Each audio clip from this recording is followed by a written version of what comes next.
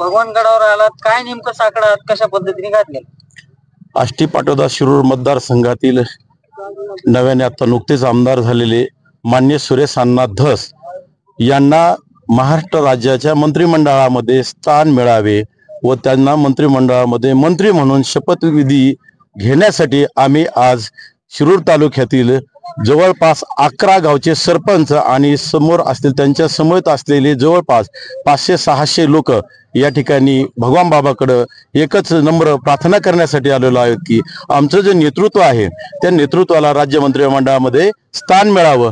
कारण असं नेतृत्व, गोरगरिबांचं नेतृत्व पुन्हा एकदा मुंडे साहेबांनंतर मला वाटतं बीड जिल्ह्यामध्ये एकमेव सुरेश अण्णाच तयार झालेले आहेत आणि म्हणून या नेत्याला जर आपण सभागृहामध्ये स्थान मिळालं तर आमच्या आष्टी पाटोदा शिरूरच नव्हे तर संपूर्ण बीड जिल्हा मराठवाड्याचा प्रश्न मार्गी लागल्याशिवाय राहणार नाही।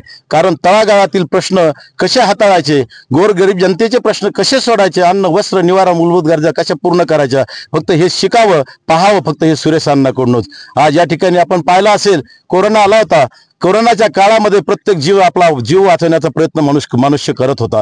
परंतु एक गोष्ट मी जवळून पाहिली अण्णांची, छोटी लहान मुलगी होती अण्णाची 1-3-4 वर्षाची आणि कोरोनाच्या धास्तीने एक माणूस घराच्या बाहेर निघत नव्हता। पण अशा वेळी अण्णासारखं नेतृत्व जीवाची पर्वा न करता घरी आल्यानंतर मुलीने विचारलं अण्णाला, पप्पा म्हणे जर तुम्हाला कोरोना झाला तर आमचं काय? त्या क्षणाला त्या माणसानं हातामध्ये कपडे घेतले, बॅग भरली आणि रानाचा रस्ता धरला। तळागाळातील जे काय स्वतःचे जनता आहे या जनतेसाठी स्वतःचा जीव धोक्यात घालणारा माणूस कोणी असेल तो फक्त सुरेश अण्णा धस आहे। म्हणून या बीड जिल्ह्यामध्ये चाललेलं हे जे जातीपातीचं राजकारण आहे, या दोन घराण्यामध्ये जे वितंड विघ्न संतोषी माणसं आहेत, हे जे चमचेगिरी करणारे माणसं आहेत, या चमचेगिरी करणाऱ्या माणसाला जबाब आम्ही विचारण्यासाठी या ठिकाणी आम्ही भगवान बाबाला प्रार्थना करणार आहोत की या मुंडे घराण्याचं नावाचं राजकारण करून ही जी मताचा जोगवा मागतात आणि स्वतःच्या पोटाची खळगी भरतात। घडीत एक जणाकडून पैसे घ्यायचे, आजबे काकाचे पैसे घ्यायचे, धोंडेचा प्रचार कर म्हणायचं, मुंडेकडे जायचं, आजबेचा प्रचार कर म्हणायचं, अशा प्रकारचं जे चाललेलं जातीचं भविष्य राजकारण आहे। आज म्हणत होते शिरूर तालुक्यामध्ये फक्त ओबीसी फॅक्टर, आम्ही जातीने सांगणार आहोत या ठिकाणी आम्ही पण वंजारी आहोत। या ठिकाणी आम्ही सुद्धा मुंडे साहेबांसाठी आमच्या डोक्याचे केस काढलेले आहेत, त्यावेळेस कुठे होते?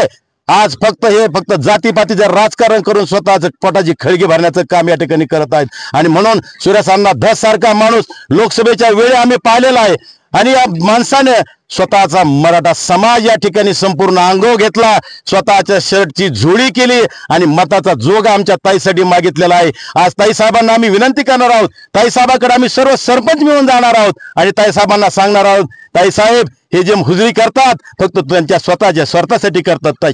ताई साहेब या ठिकाणी दोषी नाहीत, परंतु आजही सांगतात, प्रचार करताना विधानसभेमध्ये सांगितलं की अरे पंकजाताईंनी सांगितलं या ठिकाणी मतदान करायचं, शिट्टी वाजायची सांगितली, घड्याळाचं बटन दाबायचं सांगितलं, घडीत कोणी म्हणतंय कुठं कोणतं ते तुतारीचं बटन दाबायचं सांगितलं। अरे काय चालली, कोणत्या थराला राजनीती तुम्ही घेऊन चाललात हो? ताईसाहेब अशा नाहीत, मुंडे साहेबाचा वारसा आहे आणि आज ते राष्ट्रीय नेते आहेत, परंतु विनाकारण ताईला बी यांनी बदनाम करू नये। अहो फक्त काय केलेत, मुंडे साहेबांना सुद्धा यांच्या लक्षात आलं त्या शेवटच्या क्षणाला हे जिल्हा परिषद सदस्य म्हणलेत, अहो यांचे स्वतःचे घर यांना नीट सांभाळता आले नाही, हे काय परिसराचा गटाचा विकास करणार आहेत। आणि म्हणून आम्ही सर्व सरपंच मिळून आम्ही ताई साहेबांकडे पण जाणार आहोत, ताई साहेबांना पण विनंती करणार आहोत, ताई साहेब पहा या ठिकाणी हे जे सर्व 11-12 गावचे जे सर्व सरपंच आहेत यामध्ये खोपटीचे शेषनारायण असतील, पांगरीचे सुरेश वारे असतील, या ठिकाणी आनंदगावचे विघ्ने असतील, या ठिकाणी दैवंडीचे कालिदास आगाव असतील, वारणीचे बाबुराव मामा केदार असतील, लोणीचे सुनील बडे असतील, या ठिकाणी मानूरचे पाखरे मामा असतील, या ठिकाणी माळेगावचे गोकुळ दैफळे असतील, तिंतरोणीचे उद्धव बापू खेडकर असतील, सावरगावचे या ठिकाणी शहादेव खेडकर असतील। आम्ही या ठिकाणी एक दाखवून दिला की ताई आम्ही 100% तुमच्या बरोबर आहोत, परंतु खरं कोण आणि खोटं कोण तुम्ही अजूनही शोधा। आणि हे मधले जे चमचे आहेत याच गडावरून आपल्या सर्वांचं नेतृत्व हे जे आपलं आराध्य दैवत आहे त्या आराध्य दैवतांनी ताई तुम्हाला एक वेळेस सांगितलं होतं की एक कान भरू माणसं आहेत, हे हुजरीगिरी करणारे चमचेगिरी करणारे जे माणसं आहेत यांना अजूनही बाजूला ठेवा. यांच्या मागे काही पोत्याने मतदान नाही. पोत्याने मतदान देणारे हे गोरगरीब आहेत, हे सरपंच आहेत. आणि म्हणून आम्हाला तुम्ही बाजूला लोटलं तरी आम्ही तुमच्याकडे येणार आहोत, तुमच्याशी आम्ही चर्चा करणार आहोत. आणि तुम्ही आणि अण्णा आमच्या बीड जिल्ह्याच्या विकासासाठी, गोरगरीब जनतेच्या विकासासाठी तुम्ही या ठिकाणी एकत्रित राहिलं पाहिजे, एकत्रित राहिलं पाहिजे. अशा प्रकारची या ठिकाणी आम्ही मनोमन या ठिकाणी कामना करतो, व्यक्त करतो.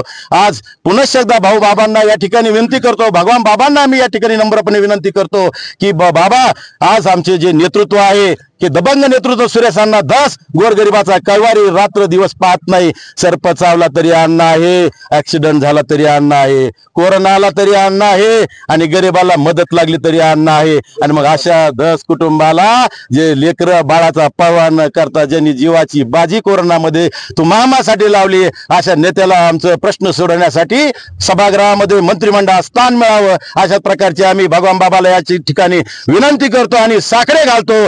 भगवान बाबा की